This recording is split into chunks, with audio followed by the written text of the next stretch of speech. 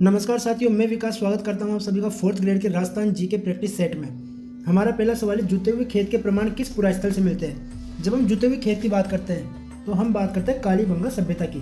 कालीबंगा सभ्यता जो हनुमानगढ़ में स्थित है और इसकी खोज हुई थी 1952 में अमलानंद घोष के द्वारा। इस सभ्यता की कुछ प्रमुख विशेषताओं की अगर हम बात करें तो कालीबंगा का शाब्दिक अर्थ है काले रंग की चूड़ियाँ, और यहाँ से हमें 7 अग्निकुंडों के साक्ष्य प्राप्त हुए और एक ही खेत में 2 प्रकार की फसलों का अनुमान भी हमें यहाँ पे मिलता है।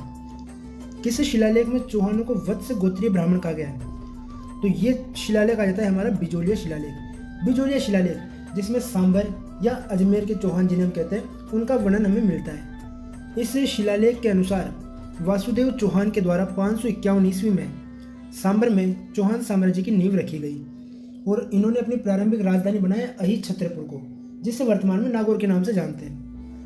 इस शिलालेख में यह भी जिक्र है कि जो चौहान है ये वत्स ऋषि के वंशज हैं और सांबर झील का निर्माण यहाँ पर और शाकंभरी माता मंदिर का निर्माण, दोनों का निर्माण वासुदेव चौहान के द्वारा करवाया गया। कर्नल जेम्स टोड ने अपना यात्रा वृतांत ट्रेवल्स इन वेस्टर्न इंडिया किसे समर्पित किया।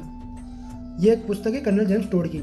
इसे समर्पित किया था अपने गुरु यति ज्ञानचंद्र को। यति ज्ञानचंद्र को कर्नल जेम्स टोड अपना गुरु मानते थे और इन्हें यह पुस्तक समर्पित की।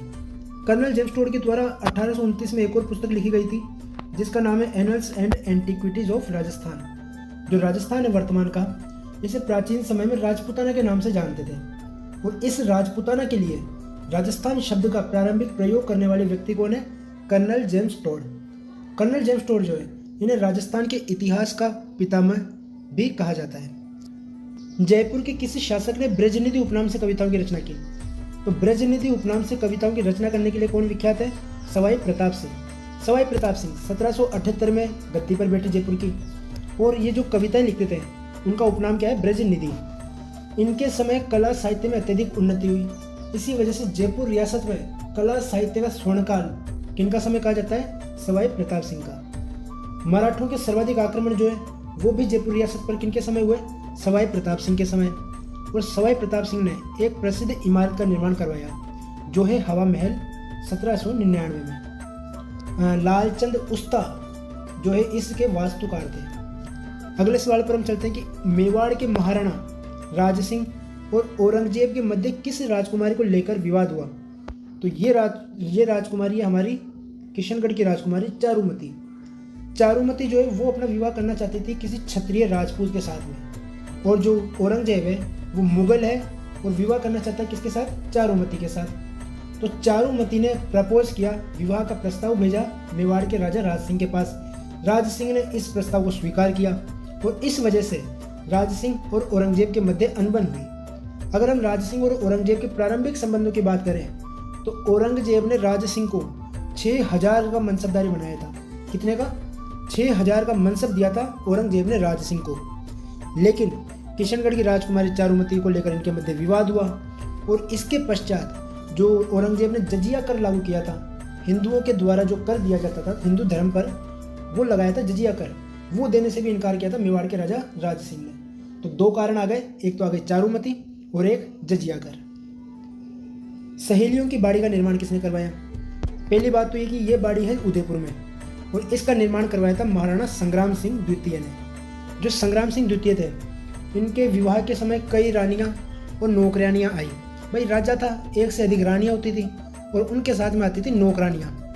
तो इन सब के लिए अर्थात शाही महिलाओं के आराम के लिए इसका निर्माण करवाया गया सहेलियों की बाड़ी का। जब हम बात करते हैं इस सहेलियों की बाड़ी का पुनर्निर्माण तो वो करवाया था महाराणा फतेह सिंह ने।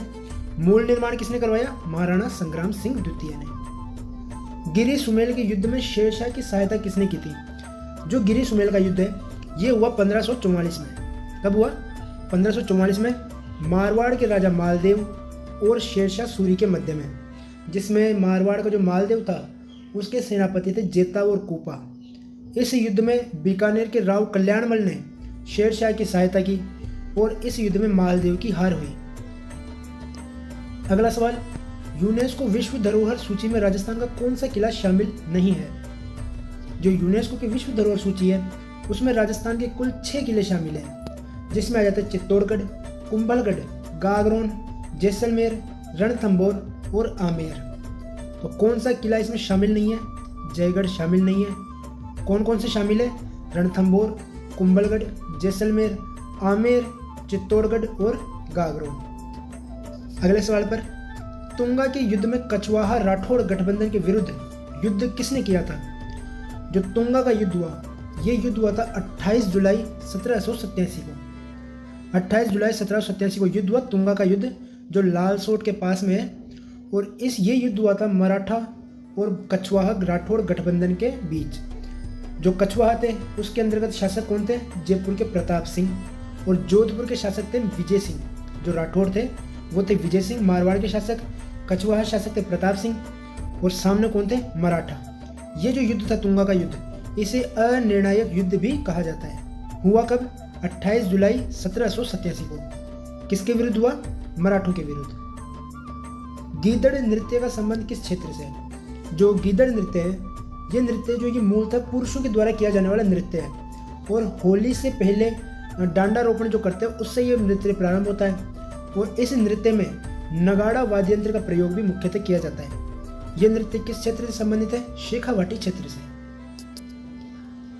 निम्न में से कौन सा राजप्रसाद छित्र या छीतर पैलेस के नाम से विख्यात है? छीतर पैलेस के नाम से विख्यात आता है उम्मेद भवन पैलेस, जो कि जोधपुर में स्थित है। और महाराजा उम्मेद सिंह द्वारा अकाल राहत कार्यों के दौरान इस पैलेस का निर्माण करवाया गया। मानसिंह प्रथम की पत्नी कनकावती ने किस मंदिर का निर्माण करवाया? तो मानसिंह प्रथम की पत्नी है कनकावती, और इन्होंने मंदिर बनवाया था जगत शिरोमणि मंदिर, जो आमेर किले की तलहटी में स्थित है। यहाँ पर कृष्ण की काले रंग की कृष्ण मूर्ति है। और इस मूर्ति की पूजा जो है मीराबाई चित्तौड़ में पूजा करती थी। यह मंदिर अपने उत्कृष्ट शिल्प हेतु विख्यात है। अगले सवाल पर हम चलते हैं कि प्रसिद्ध अलगोजा वादक रामनाथ चौधरी किस गांव से थे? रामनाथ चौधरी जो नाक से अलगोजे बजाए जाने के लिए प्रसिद्ध है। इनका नाम Guinness book of world record में भी आया है। और ये आ जाते हैं पदमपुरा गांव के। जयपुर में एक गांव है पदमपुरा, वहां से कौन है? रामनाथ चौधरी। अगले सवाल पर हम चलते हैं कि खड़ताल का जादूगर किसे कहा जाता है? खड़ताल का जादूगर ये आते हैं सदीक खान मांगणियार। खड़ताल के जादूगर है सदीक खान मांगणियार। खड़ताल जो है यह घन वाद्य यंत्र श्रेणी का वाद्य है। और इसमें क्या होता है? लकड़ी के टुकड़ों के बीच में पीतल की छोटी छोटी तश्तरियां लगी रहती है, जिन्हें बजाया जाता है। और इसका जादूगर कौन है? सदीक खान मांगणियार। प्रसिद्ध नृत्यांगना फल्गुबाई का संबंध किस नृत्य से है? जो फल्गुबाई है ये संबंधित है चरी नृत्य से। चरी नृत्य जिसमें ढोल, बांकिया, थाली आदि वाद्य यंत्रों का प्रयोग किया जाता है। और यह नृत्य जो है गुर्जर जाति की स्त्रियों के द्वारा किया जाता है। अगर हम क्षेत्र की बात करते हैं तो ये किशनगढ़ का प्रसिद्ध है। किशनगढ़ अजमेर का जो चरी नृत्य है वो प्रसिद्ध है। राजस्थानी भाषा साहित्य और संस्कृति अकादमी कहाँ स्थित है? राजस्थानी भाषा साहित्य और संस्कृति अकादमी बीकानेर में। अलाउद्दीन खिलजी और जालोर के मध्य संघर्ष की जानकारी किस ग्रंथ से मिलती है? यह ग्रंथ है हमारा कानड़देव प्रबंध, जिसकी रचना पद्मनाभ के द्वारा की गई थी। इस ग्रंथ में कानड़देव चौहान और अलाउद्दीन खिलजी के मध्य युद्ध का वर्णन है, जिसमें 1311 में अलाउद्दीन खिलजी का जालोर पर अधिकार हुआ। और अलाउद्दीन खिलजी ने जालोर का जो किला है इसका नाम बदलकर जलालाबाद रख दिया था। जालोर जो क्षेत्र है इसका नाम बदलकर क्या रखा? जलालाबाद। अगले सवाल पर हम चलते हैं कि किस ग्रंथ में राव जेतसी द्वारा बाबर के पुत्र कामरान को हराने का उल्लेख है? तो राव जेतसी ने बाबर के बेटे कामरान को हराया था। और ये उल्लेख मिलता है हमें राव जेतसी छंद में, जिसकी रचना बिठू सूजा के द्वारा की गई थी। उदयपुर में परोपकारिणी सभा की स्थापना किसने की? सन 1882 में दयानंद सरस्वती उदयपुर में आए। उस समय उदयपुर के शासक थे महाराणा सज्जन सिंह। इस समय स्वामी दयानंद सरस्वती के द्वारा परोपकारिणी सभा की स्थापना की गई थी। इसके पश्चात स्वामी दयानंद सरस्वती 1883 में जोधपुर में गए। और जोधपुर के शासक थे जसवंत सिंह सेकंड। उनकी प्रेमिका थी नन्नी जान। तो नन्नी जान के द्वारा जो दूध में कांच घोलकर स्वामी दयानंद सरस्वती को पिलाया गया था, जिससे इनकी मृत्यु हो गई थी 1883 में। जो दयानंद सरस्वती है इनके बचपन का मूल नाम क्या था? मूल शंकर। नारी संत दयाबाई के गुरु कौन थे? जो नारी संत दयाबाई है ये मानती थी कि प्रेम में पागल हुए बिना ईश्वर की प्राप्ति संभव नहीं है। इन्होंने की एक प्रमुख रचना भी आती है दयाबोध। और इनके गुरु का नाम क्या है? संत चरणदास जी। किस संप्रदाय की प्रमुख पीठ राजस्थान के बाहर है? जब हम बात करते हैं चरणदासी संप्रदाय की, इसकी स्थापना चरणदास जी के द्वारा की गई और इसकी प्रमुख पीठ है दिल्ली में। नवल संप्रदाय, इसकी स्थापना नवलदास जी के द्वारा और इसकी प्रमुख पीठ कहाँ पर है? जोधपुर में। अलखिया संप्रदाय, इसकी स्थापना की थी लालगिरी जी ने और इस संप्रदाय की प्रमुख पीठ है बीकानेर में। अगला आता है हमारा गूदर संप्रदाय, जिसकी स्थापना संतदास जी के द्वारा की गई और इसकी प्रमुख पीठ है दांतड़ा, कहाँ पर है? भीलवाड़ा में। टोटी आभूषण शरीर के किस भाग में पहना जाता है? जो टोटी है ये पहना जाता है कान में, और कान में अनेक आभूषण पहने जाते हैं, जैसे कि हम बात करें झूमर, लटकन, बाड़ी, ओगनियाँ, कर्णफूल, झुमका आदि जो अन्य आभूषण है वो भी कान में ही पहने जाते हैं। अगला सवाल हमारा, रूठी रानी के नाम से कौन प्रसिद्ध है? जब हम बात करते हैं रूठी रानी की तो हम बात करते हैं मारवाड़ के राजा मालदेव की पत्नी उमादे के बारे में। उमादे जो जैसलमेर के राव लूणकरण की पुत्री थी और 1536 में इनका विवाह मालदेव के साथ में हुआ। जो विवाह की जो पहली रात थी उस समय जो उमादे है ये मालदेव से किसी कारणवश नाराज हुई और इन्होंने जो अपना शेष जीवन था वो तारागढ़ में व्यतीत किया। अगला सवाल, स्वतंत्रता सेनानी अर्जुनलाल सेठी किस क्षेत्र से संबंधित है? अर्जुनलाल सेठी, इन्होंने 1905 में जैन शिक्षा प्रचारक समिति की स्थापना की। इन्होंने वर्धमान विद्यालय, वर्धमान छात्रावास, वर्धमान पुस्तकालय की स्थापना भी की और ये सारी स्थापना इन्होंने कहाँ की? जयपुर में। स्वतंत्रता सेनानी अर्जुनलाल सेठी का संबंध किस क्षेत्र से रहा? जयपुर से। अगला सवाल, जयपुर प्रजामंडल की स्थापना कब हुई थी? तो जयपुर प्रजामंडल की स्थापना हुई थी 1931 में। अर्जुनलाल सेठी के सहयोग से इसकी स्थापना हुई और जो जयपुर प्रजामंडल था इसके प्रथम अध्यक्ष कौन थे? कपूर चंद पाटनी। इसके पश्चात इस प्रजामंडल का पुनर्गठन किया गया था 1936 में जमनालाल बजाज के सहयोग से। राजस्थान का नाम राजपूताना किसने और कब दिया?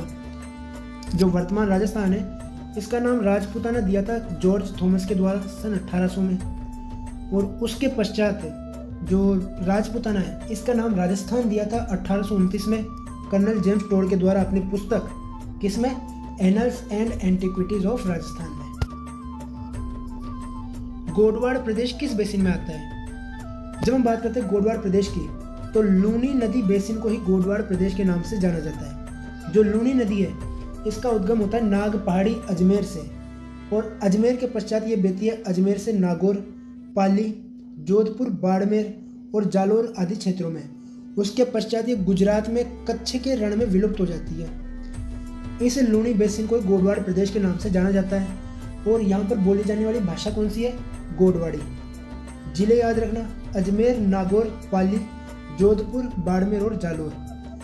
लूनी नदी की जो कुल लंबाई है वो है 495 किलोमीटर, जिसमें से 330 किलोमीटर ये राजस्थान में बहती है। कुल लंबाई है 495 और राजस्थान में इसका प्रवाह कितना है? 330 किलोमीटर।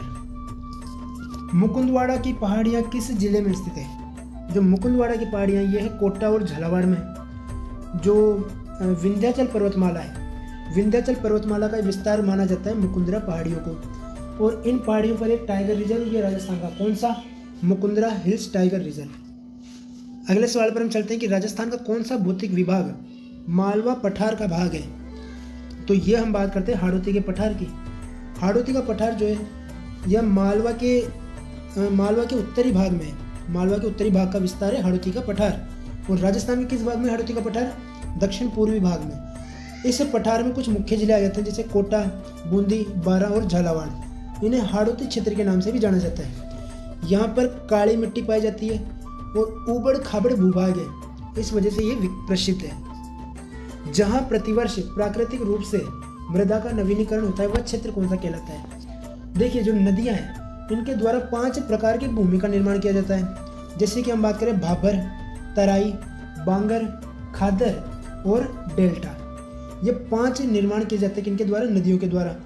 जब हम बात करते हैं भाबर की तो नदियों द्वारा कंकड़ पत्थर से निर्मित मैदान जो कृषि कार्य के लिए अनुपयुक्त हैं और यहाँ पर नदियाँ विलुप्त होती हैं वो क्या कहलाता है? भाबर। उसके अलावा आते हैं तराई। तो जब नदियाँ वापस सतह पर आती है तो उसे कहा जाता है तराई। ये भाग जो ये उपजाऊ होता है लेकिन यहाँ पे दलदली क्षेत्र ही है, क्योंकि नदियाँ पुनः प्रकट हो रही है तो ये दलदली क्षेत्र है। इस वजह से यहाँ पर भी कृषि कार्य नहीं किए जाते, कम किए जाते हैं। अगला जो आता है बांगर। बांगर जो ये ऊंचे मैदान है जहाँ पर नदियों का पानी अब वर्तमान में नहीं पहुँचता। हो सकता है कि पहले नदी का वहाँ से प्रवाह होता हो, लेकिन अब वर्तमान में जो नदियों की बाढ़ का पानी है वो भी उस क्षेत्र में नहीं पहुँच पाता, वो आता है बांगर। और जो खादर है ये अत्यधिक उपजाऊ मैदान है जहाँ पर नदियों के द्वारा हर साल नई जलोढ़ मिट्टी का निर्माण किया जाता है। तो कौन सा ऐसा क्षेत्र है जहाँ पर मृदा का नवीनीकरण होता है, वो कौन सा है? खादर।